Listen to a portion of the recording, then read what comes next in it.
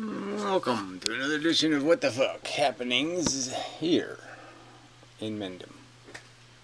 It's all in here. That's where it is, yeah. Anyway, so interesting week. Things to talk about. Wrote down stuff, you know. Somebody on the website-y thing posted a link to a Hittner, you know, Judge Hittner being interviewed. And it was so,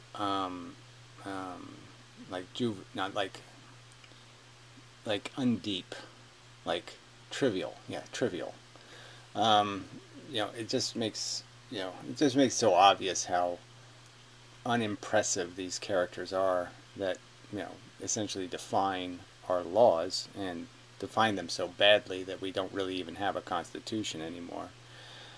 Which is, you know, most people don't realize it, but yeah, you know, the Constitution doesn't mean anything if judges won't protect your rights. You don't really have any. You can think you have them, but you really don't. Because when you need them, they won't be there. Trust me, I know. Anyway, so that was sort of interesting. Boring, but interesting. Not boring, but it was boring. But it was so cliche. You know, a black judge appointed by Obama, the white judge appointed by Hittner. I mean, the politics was so obvious. It was just, it's like watching politicians kissing babies. It just reeks of insincerity and bullshit. Ugh. What people vote for. Anyway, so just throwing that in there. Somebody linked to it, so I just thought I'd point out because I did see it, and it was kind of sickening to see Hittner. Anyway, you know, pretending to be such a nice little nerdy putz. And he's such an obnoxiously rude cunt. It's just kind of funny. In real life. Arrogant asshole. Anyway. Ooh, I got thrown off a case. Just reminding you. I got a federal appeals court to kick him off the case because he's an asshole. They didn't point that out. Fox News didn't bother with that fact. Anyway. So Asrinach was made a live room, so that was weird. You know, flash from the past kind of thing. It's happening lately. These people from the past are showing up. I was thinking it would be really cool if Rabbit Ape showed up again because he's supposed to be a physicist now. I mean, he should be. It's more than 4 years, I think, so he should have sort of got a degree or something. I don't know. Anyway, or maybe that just didn't. I don't know. Who knows what he's doing? But that would be interesting. But anyway, just thinking of people from the past that just disappeared, gone. So anyway, Asrinach, the weird thing was, he seemed younger than he was when he was on YouTube. Partly, I guess, because he dressed a little more sophisticated. You know, he wore white shirts, played all that kind of I'm a sophisticated philosopher kind of game, and now he looks kind of street, you know, cork in the ears, still got the hoop in the nose, and beardy kind of thingy and tattoos and whatever, and I don't know. But he just seemed kind of less of a man to me. I mean, younger, but younger almost in a negative way, like more juvenile. But there's a lot of that going around, so not hugely surprising. But it was nice seeing him. I mean, it's just a nice little bit of nostalgia. But yeah, he was just doing the live room thing, chatting with texters and stuff, and like he cares or something. It was just, yeah. Sorry, I don't get that shit. Nope, don't get it. Oh, the Ken Wheeler guy, whatever he is, the angry photographer, fat and angry, I guess you should say.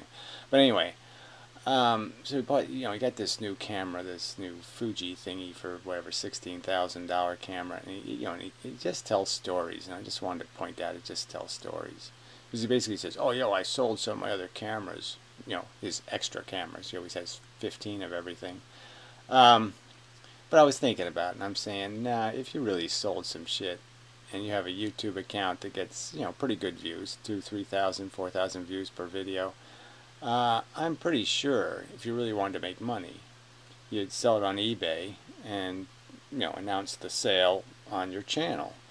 Because you might get an extra $1,000 on the sell price, for sure, no problem. So I'm just not. His whole story about being a poor man that every month forks over 15 grand to buy shit. I mean, it just like seems like every month he spends like $15,000. Yeah, and he claims to be, oh no, I'm on a budget. Fuck you. Anyway, I don't know how he gets away with that shit. Piro. So Piro made one video that was really, don't really understand what he's thinking. So it's about this whole video site thing, and so he's going to stream his videos not on YouTube. Stream them and then save them on a private server. And I've done this in the past. I've posted videos on my website, and usually it's because I can't post them on YouTube, or YouTube's been so obnoxious in terms of censorship and abuse of my rights that I found it necessary to protest. And I'd like to be able to post videos, frankly, off of YouTube, but you can't, because no one pays any attention. And the index, Google doesn't index anything. You know, you can't find things on the internet using Google. I mean, the real stuff. You know, the stuff that isn't part of the marketing industry. So, yeah, I just don't see that. What's the point? You know, of a Piro video being on some other site. It's just kind of hard to figure out what exactly his point is, because he's not exactly Mr. Controversial. So, yeah, I don't know. Okay. I don't think it'll work, because it didn't work for me, so I don't know how it's going to work for you. But anyway, so then there was two videos that are sort of related, Snake Plisskeness and Amazing Atheist. So Amazing Atheist, somebody gave me a link to his Stories of My Father, Was I Abused? So his father means really his father and his stepfather. So he had the benefit of two fun little daddies. And, you know, he's sincerely asking some question. You know, he wants the viewers to be his therapist. Be my therapist. You know, tell me what you think. You know, it's just kind of bizarre. And then Snake Plisskeness lives the real life of a, you know, of going just totally, you know, crash and burn. And the recovery, Phoenix part, you know, rebuilding yourself from nothing. From nothing. Alright, maybe he still had an iPhone or whatever, but I mean, from almost nothing. And I have to admire the perseverance in it. You know, I mean, I'm obviously much older, and it's just, you know, I couldn't find the energy to have to, you know, inch your way back up, you know, to the shit level. I mean, you know, just the shit level. You know, to fight for shit. You know, a tiny bit of human dignity. Man, yeah, I just don't think I would, you know, I lose a few too many of my wrenches, even though I hate working on cars. If I lost all my wrenches or something, I'd just be, you know, I can't go on. Even though I don't use them, I don't want to use them. I don't even like working on cars anymore. I don't like it. I don't enjoy it. But it's something I couldn't live without. If you took it away from me, I just feel wrong. You know, to start over like that, it's, you know, courageous and admirable. You know, and see, the fake Sagan video fits into this. Well, Christopher, whatever, Watkins or something. Anderson, Mr. Anderson. Yeah. Made a video that was just hilarious because he was, you know, basically said, you know, I've had enough. No mas. And he's conceding that life is just, oh yeah, I get it. It's really just this cycle of bullshit. A cycle of, you know, just getting your head bobbled. You know, knocked one way and then knocked the other way, and you just keep, you know, bobbling along. You know, that it isn't really going anywhere. It's just a bunch of chase and, you know, It doesn't add up to anything in the end. And it's, just this, he doesn't say this, but, it's just this grisly little squirrel that runs inside of you saying, they're doing some kind of little engine that could bullshit that just keeps you here.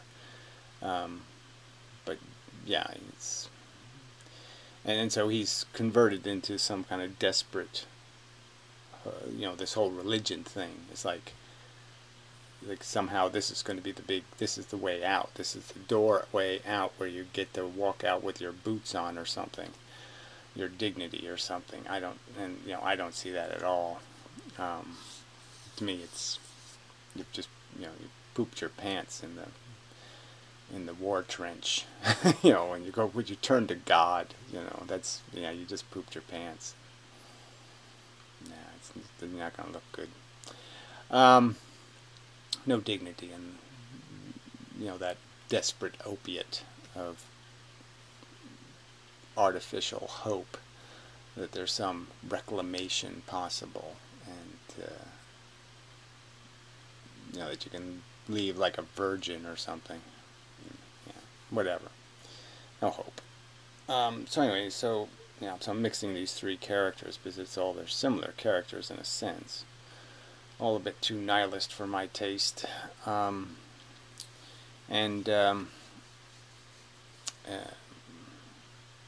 yeah, the Amazing Atheist one is the one. Obviously, you go into a whole bunch of things where, TJ's supposed to be a smart guy, and I think he is sort of a smart guy, but he sure should see that he obviously has acquired some negative personality traits from these negative personality traits of his father's. These negative role models didn't exactly instill in him some sort of embarrassment capacity when it comes to ethical crimes, or character defects, or however you want to describe those, in a lot of simple ways. But TJ's a weird one, right? Because there's some subjects he seems incredibly sensitive. Like you just can't imagine how hysterically sensitive he seems on certain issues. Like maybe the tranny thingy a little in the gender confusion kind of subject, because I guess he's in that category. And yet he'll talk about rape and tell rape victims to get over it. Like there's no real trauma involved with this idea of you basically having your innocence bludgeoned and your sexual identity perverted, in kind of a rude way. And all of that stuff does do damage, I think. It's like 2 women, 3 cups, or whatever the fuck it was. That'll hurt you. You don't want to watch that kind of shit, because you watch enough of that kind of shit. shit. Well, pudding, whatever. Shit like food. It'll do shit to you, in my opinion. And just like your fathers do things like that to you. Well, anyway, so he's saying is this abuse and blah blah blah blah blah. And I think anything, anytime you're being manipulated by an authority figure, that's sort of the definition of a kind of abuse. So anytime an authority figure, somebody who's supposed to understand that children are impressionable and fragile, is playing them for some purpose, satisfying their own needs through them, or doing any of that kind of crap, it's always going to be some kind of abuse, because they're supposed to be the ones who understand how delicate the psychology of a kid is, and so they should know better. But it is a funny line to, once you have to establish that they had some knowledge, they were capable of understanding that the role they were in and the responsibility they had. So, it gets a little bit, you can always have arguments about this stuff. I had some argument with somebody because, as much as I hate cops, right, so they and so the cop in New York, drunk driving, they killed a couple of people, stripper bar, the typical bullshit from cops.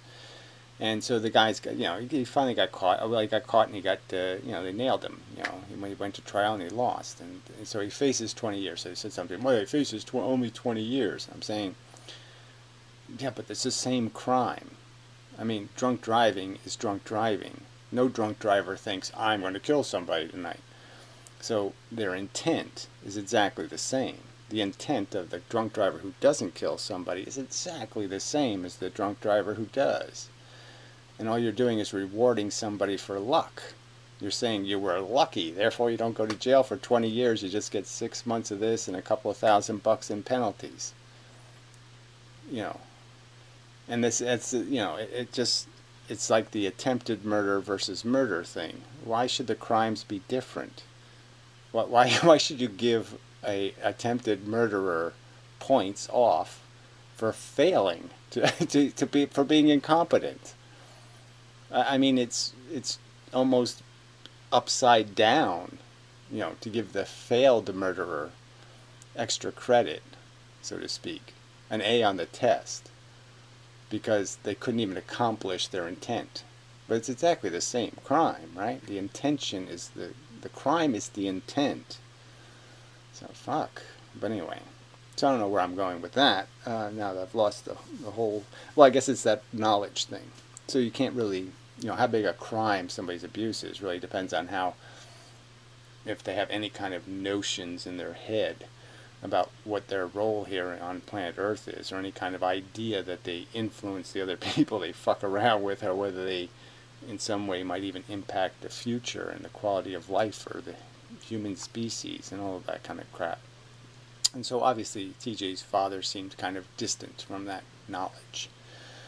And I would argue that an awful lot of that leaked into TJ because he's always seemed quite capable of viewing the rest of the world as ants to be manipulated for his purposes. And now, later, he seems to be having some sort of, I wouldn't say it's a crisis of any kind, maybe he's just using it to gain more fake sympathy. I mean, look, I'm a big giant fat man. Look, I have a small penis. Look, I have all these pervert. Look, so he paints this thing. He's like Howard Stern always used to talk about how small his penis was, even though he didn't have a small penis. But he just because it made him likable by losers. It didn't make him a threat. I'm ugly. I have a big nose. I'm this. I'm that. Blah, blah, blah. So all this bullshit, even though he knows, don't matter to a lot of chicks. That, but you paint the picture like, oh, I'm a pathetic loser, because, that makes him less of a threat to the other males, and therefore they'll gravitate to that guy, because that's somebody, that they don't feel threatened by. Where, if you're brilliantly charming and eloquent and attractive, yeah, you're resented. It actually did happen in my youth. I mean, it really did. I mean, people just hated me for nothing, just because I just seemed like, to them it seemed like, oh, it's too easy. He's too good at everything, and like I didn't earn it, and they really hated that shit. But anyway, that's all. So that was my psychological damage, was living two lives. Most of my maturation, I was a dwarf. I was a runt. And then, late, like, still in my 20s, I was growing. And so by the time I was 21, I'm 6'1", and impressive to some people. And it wasn't a role I was ready to play because I was a loser. And I didn't know how to play the new role. So anyway, but it's all psychology. But anyway, so I want to just get to the abuse part, because that's just a funny word to use, because the abuse can come in such subtle ways. Like it's not like you would ever be actually negative, like somebody doesn't even have a negative intent, but it's just they don't feed you. They forget. Oh, I didn't know you needed to be fed. So it's almost like you can be abused by just the lack of feeding or the lack of sunlight, or it's not so much that you're getting beaten, it's that you're getting a kind of starved. And that can be just as damaging in a way. Because there's nothing, you can't keep fighting if you can't, if you never get to bandage a wound and you just keep carrying them all as scars, you're just scar tissue. You need somebody once in a while to, take it away, make you feel better. And if nothing ever does that, you just compound the negative psychology, because the negatives are reinforced because you keep tripping over the liability of your previous emotional wounds. So you can never start new, like fake Sagan sort of attempting to do-over. In some simpler, less, I don't know, I won't say passionate, but less interested, less it's simpler. That's just the way to say it. I mean, religion is just for people who want it simple. Just give me the simple instructions, and there's some nice pretty little stories, and okay, everything's going to be okay when I get to heaven, la la la la la, and then I can nap forever. Have a big bowl of porridge and sleep forever, or whatever. Anyway, so what else is? So Piro made another video of politics. It was just So I just wanted to say again that the Snake Plisskenus video really was interesting. Just how he survived. That's this indignity of homeless shelters for 6 months. I mean, eesh. And shitty job. Horrible combination. Anyway, buses and no, I can't do that. Anyway, so Piro made some political video where he's talking about the Democratic Party and its failures, and simple things he brought up, like obviously the war thing was a real idiotic move for the Democratic Party, and that sort of was a little bit Clinton-esque. That's the blue dog Democrats who need to do the military, support the military, the big on the defense contracts, a lot of defense companies in their states, the red states. So yeah, they're cheating. They're pretending they're Republicans or Democrats because they're getting the payoff they want, the farm subsidies and the military spending. So it's Democrats sold out, it's progressives sold out. But these other subjects, like he compared supporting the whole gender equality thing, gender identification freedom, or however you want to describe it, the tranny subject, and he compared that to the immigrant subject, as if these are trivial subjects. I'm not saying that the tranny thing is trivial, but obviously these are semi-trivial minority rights, that don't involve a lot of people, in the sense of the necessity for change. It's only going to satisfy a few people to have men or women using the alternate bathrooms or something, and it's not a winner in any kind of mass appeal way. It's another small segment, a kind of a desperate vote whoring from people who the Democrats really don't have to whore for. I mean, the Republican, the log cabin Republicans, or whatever they call them, the homosexual Republicans, are pretty much imbeciles. So I mean, why would you even want to attract them back?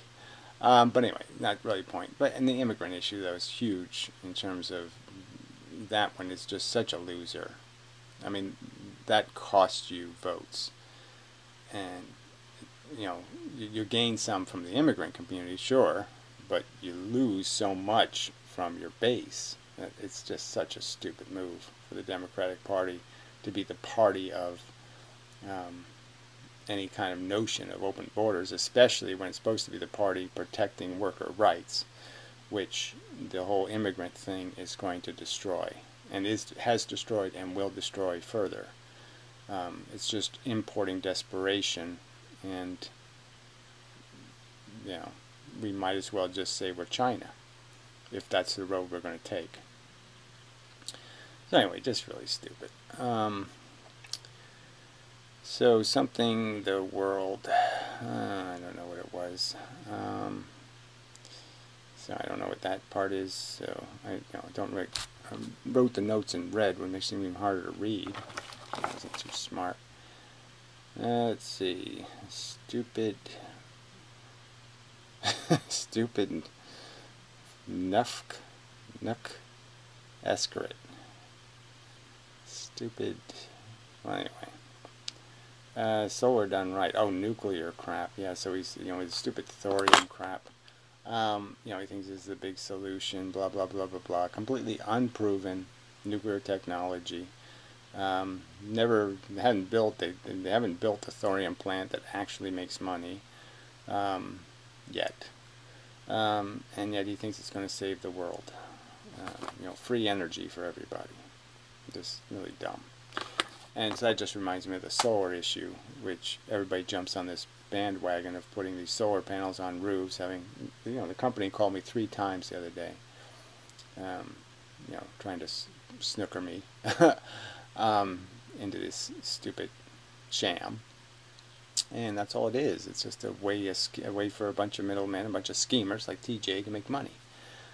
Selling crap and selling the wrong answer. And at this huge cost, 70% of the value of the solar panels destroyed, so a bunch of capitalists can make some money, entrepreneurs, whatever, and accomplish nothing. I mean, not do it the efficient way. The efficient way would be even if you had entrepreneurs sell it, they would sell. You could buy into a solar farm. You could buy a percentage of the solar farm, and they could sell shares into the solar farm. But that would be the way to do it. Huge efficiencies. Maintenance, you can track the sun, just huge efficiencies. And having a system done right, not a stupid rickety system put on your fucking roof. Pointed the wrong direction. Not moving with the sun. It's just so dumb. But anyway, but nobody complains about it. I do. But no one else. And it's hugely inefficient. And this should be something progressives worry about. That we're not doing these progressive technologies in a progressive way. So even if you ended up with thorium plants, if you're going to let a bunch of capitalists capitalize them, then you're probably going to end up with something like a 30% efficient plant. So, fuck it. It's not worth it at that price. Alright, didn't take meth. Somebody said that. Let's see. Everything else. Oh yeah, that was Fake Sagan. So Fake Sagan said that line. That was kind of funny. I didn't take, he's trying to dismiss the argument that he's just doing the cliche conversion. And it reminded me of my sister. So I have a sister who died of cancer, and it's really sad, and the whole thing is just disgusting. Life is suck.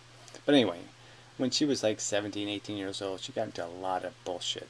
Met the wrong men, went to the wrong places, California, did the wrong whoring around. Anyway, and so she ended up compromised spiritually, let's say, physically and spiritually. And so she converted, to Pentecostal, crazy-ass, loony religion. And this was like just, a short period after, just a couple of years ago, I had finally gotten like my sister was very popular and I was a tremendous loser, so I was starting to become less of a loser, and she would hang out with me, and we'd smoke pot, and it was sort of nice that we were developing a relationship. And then she went to California and came back a lunatic. I mean, completely not the same. I couldn't recognize her. I couldn't find my sister in her, inside of that thing that came back. And I tried to. I mean, I went to the church with her. I did all kinds of stuff to try to get where she's, what the fuck are you doing? And she kept trying to convert me, and I was like, what are you, insane? Don't you, I mean, she knew me. Nobody would try to convert me. I mean, I'm the last person on earth you'd try to convert. It's a ludicrous prospect, because you have no hope. Just no fucking hope at all. Anyway. And, yeah, so, but it's this, and fake Sagan smells of that. He just smells he reeks of it.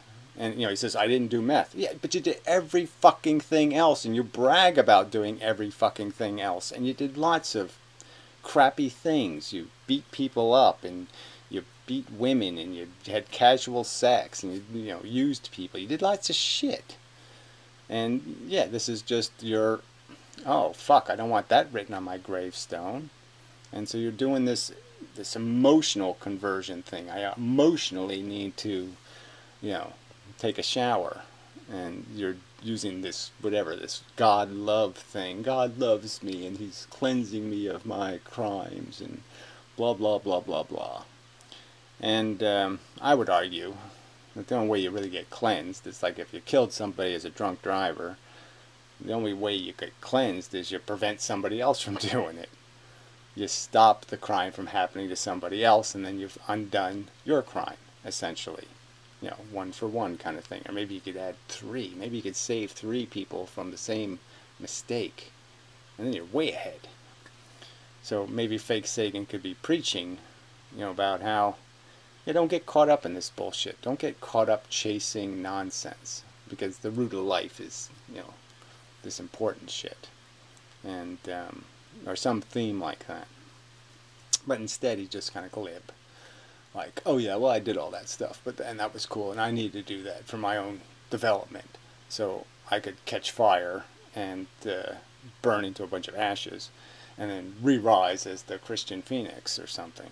But he's not really rising as a Christian Phoenix because his rhetoric is completely defeatist. I mean, he's grown weary. So these are his words. Let's see. Oh, come on, that was a really good one. Let's see. Oh, come on, where is it? I probably wrote it over here somewhere. What the hell is all this stuff? The company store. Why the hell did I write that down? I don't know. The company store. That was related to, I guess that was related to the inheritance scrap. Oh yeah, those are the videos I did this week. Was a couple of inheritance videos. But anyway, we know that religion is just a kind of prison. The brains get thrown in, and they're not going to do anything good in that institution. They're not going to come out better for it. Yeah, I just don't. He made some other clean start. Yeah, I don't know what your clean, and I'm thinking clean finish is what he's really looking for. So anyway, but there was some other line in there. But anyway, never mind. It's probably not that important. So anyway, it's all this psychobabble bullshit. But it's we're trivial by nature. I mean, our aesthetic passions are just so silly, I mean, the stuff that moves us.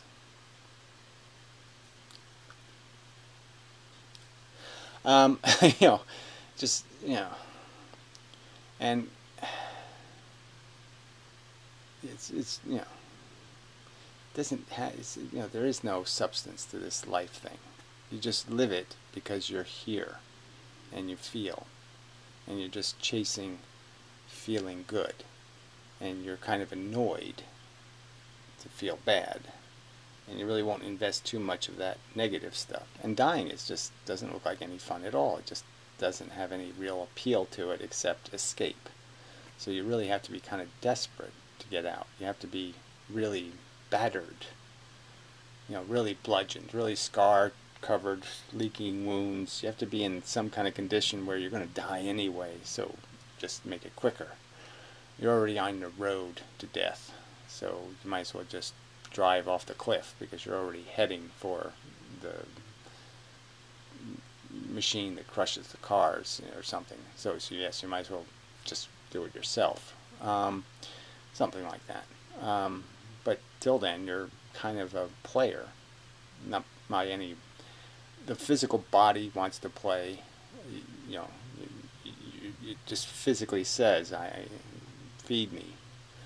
And then you have these little petty, I want to see him, something or other, ... I want to see that, something you want to see. There's a new movie coming out, some stupid reason will cling you to it. You'll find rationalizations to play. And so in the context of that truth, it's just really irritating that you have to make these extensive arguments about just fessing up and saying, don't recommend creating human beings. Because this is the trap. I mean, it is just a vicious cycle. And part of fake Sagan's religion is just some sort of acquiescence to that. I mean, he's reading from Ecclesiastes and how, yes, life is just a redundant, disgusting, eat the dirt, shit the dirt cycle of crap. And it's just like, it's like the Buddhist. Life is suffering. Let's do some more. Let's make more sufferers. I mean, what sense does it make? And they think they're going to gain their own salvation. The Buddhists do, well, I'll burn myself to death so I escape the horror of coming back to Earth as Joe Moron. Well, gee, that's so generous. That's like somebody jumping out of the car, when it's going to crash. My sister did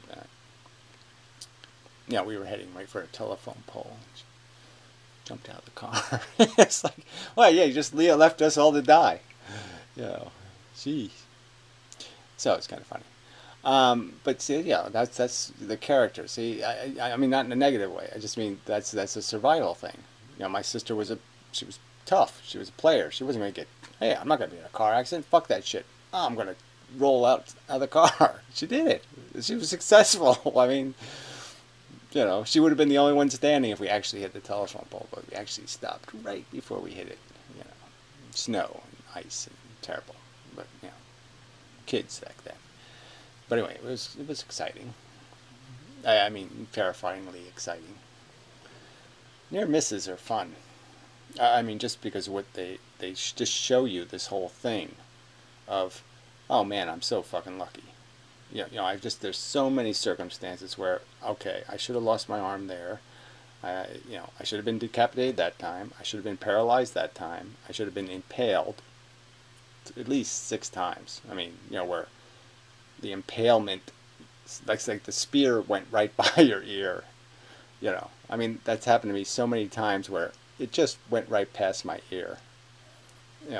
And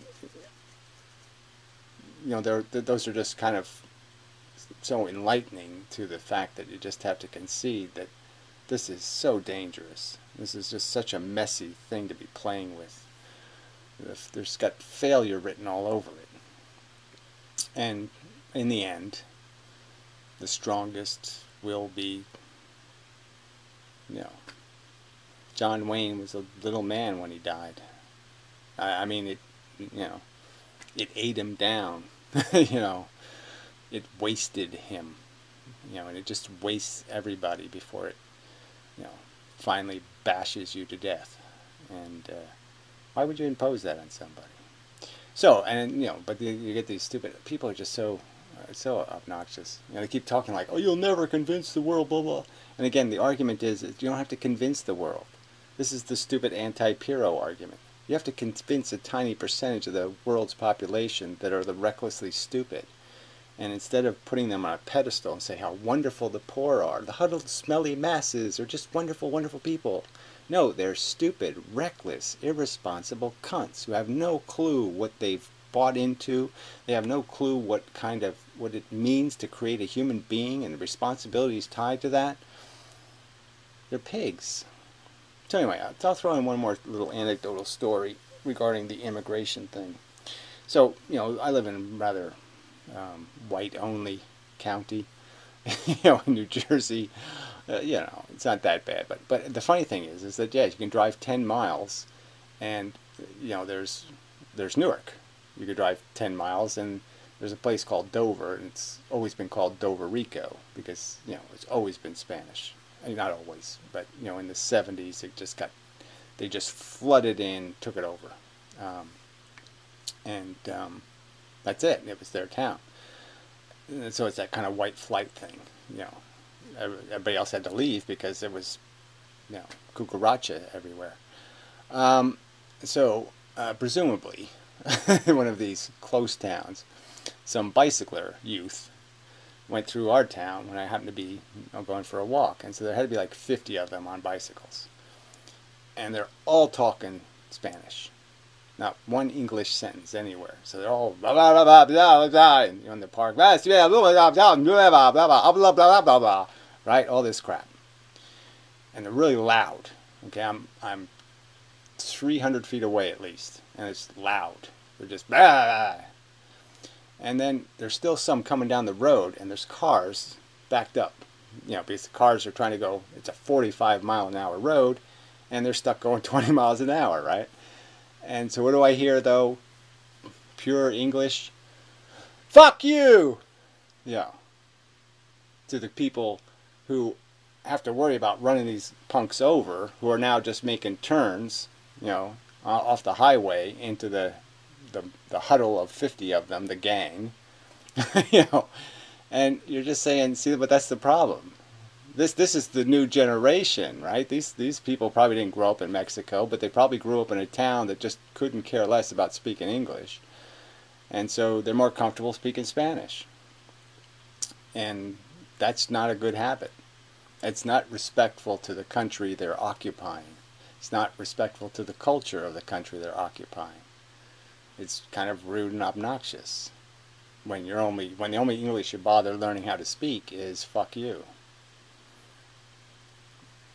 Yeah, that's sort of a suck sign. This is where immigration isn't working. When this is what it turns into, it's not working. And that's the problem. So you can make arguments, but there's plenty of evidence out there that it isn't working. That you're not making America more American. You're making America more Mexican. Truth. Turn the radio on. Get a clue. So anyway, but I'm not, I have nothing against immigrants. I have nothing against, I'm just saying it's a practical matter. Culture has to be protected. And it has to be worked for. It has to be defended. And if you don't do that, you're going to crash and burn like Rome. Period. You're going to be a big fat failure in the end. Idiocracy will win, and your high-mindedness, your hundreds of years of development and work to establish something will be for nothing if you're not willing to defend it. And I think there's nothing else to say. And oh yeah, that was the thing.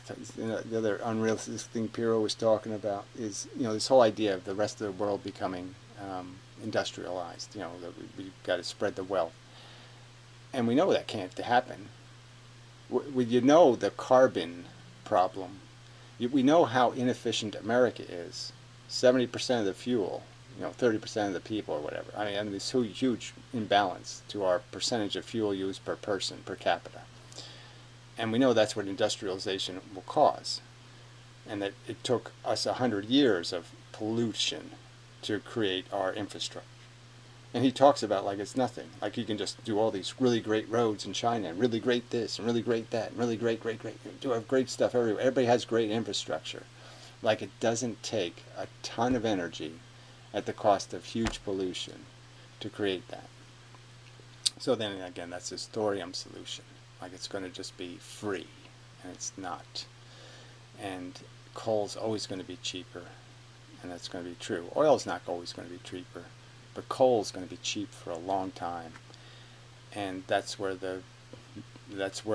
America burned, and it burned it for a reason, because it's cheap, and that's what we built it on, was cheap fuel, dirt cheap fuel, and you're expecting the rest of the world to build it on expensive fuel, and that ain't going to happen.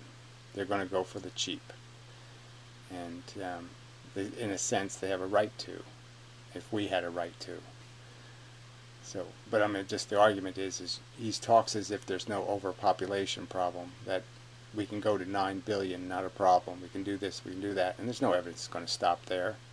Idiocracy is winning, and idiocracy is breeding, and that's not changing. That's going the wrong way. Kids are being born poor and Muslim. They're not being born smart, sophisticated in fancy countries. Just, you know, it's just dumb. So anyway, now it's enough of a video. End with the Puro is just fucking dumb. And TJ seems a little bit insincere, asking the audience to be his therapist. I mean, TJ knows who the audience is better than anybody else. He actually hung out with audiences in places. I bet you very few of those people of the audience became anything called a sincere friend who TJ would trust the advice of or something. You know, I don't think so.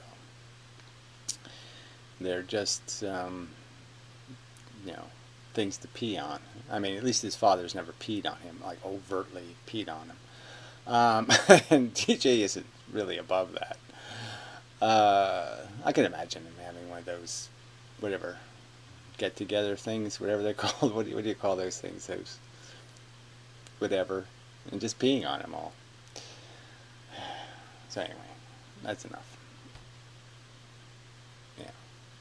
I mean, there's just certain things that TJ has done that were just so, again, he wrote a blog about the fact, you know, he did this whole thing for charity with the Katrina thing, and it was all just for his own advantage. I mean, the fact that he did that alone should just ring so loud as, oh, fuck, that's my father.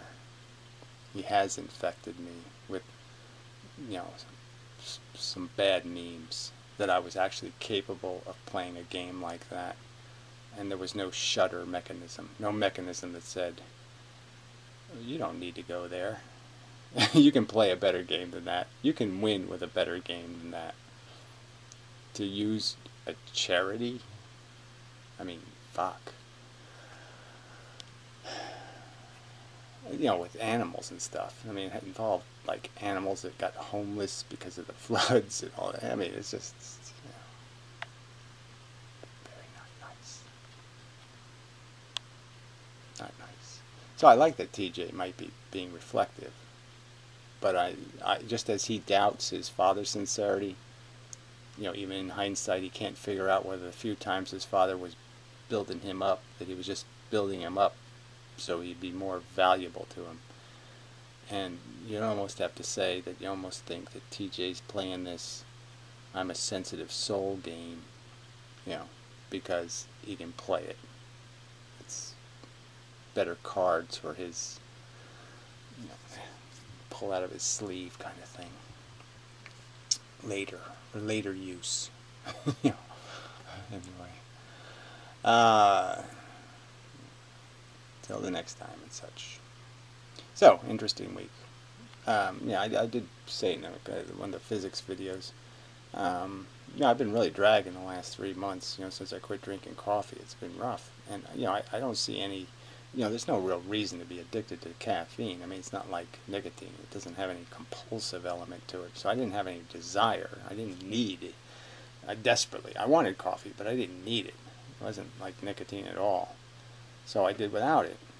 But it really did fuck me, and it fucked my mood, and it fucked everything. And I kept thinking it was going to wear off. But after, whatever it is, 2 months, or I don't know exactly how long it is. It's more than 70 days or something. I don't know. And I still hadn't recovered. And so I just took I've been taking these little bit of caffeine, the no-dose kind of pills, and they're making me a little, I have nervous energy, and I'm almost a little nauseous, but I'm awake. I'm here, and it is kind of funny, that it's, caffeine. It's just irritating because I really want to get clean. I want to, I want to get clean, and I'm going to have to, winnow my way off of this necessity. Something about my organs just aren't working without the caffeine. Without the caffeine, it just, and I do have a low thyroid, so maybe that's part of it. But just, damn, just pisses me off. But yeah, yeah, I feel stronger. I don't mean I can handle anything. I couldn't handle the homeless shelter, but I just, I'm getting things done, which is, I haven't been doing. It's not like I haven't been doing stuff. I have, but it's just, I've dragged through everything. Everything's just been such a forced march, and I just don't feel as forced, in marching. It's still not marching well, but I'm just, I am sort of going the right. Yeah, I'm just saying it's a better stand-up game, kind of. I'm playing a better game, I think. Maybe it'll wear off. I'm just saying I was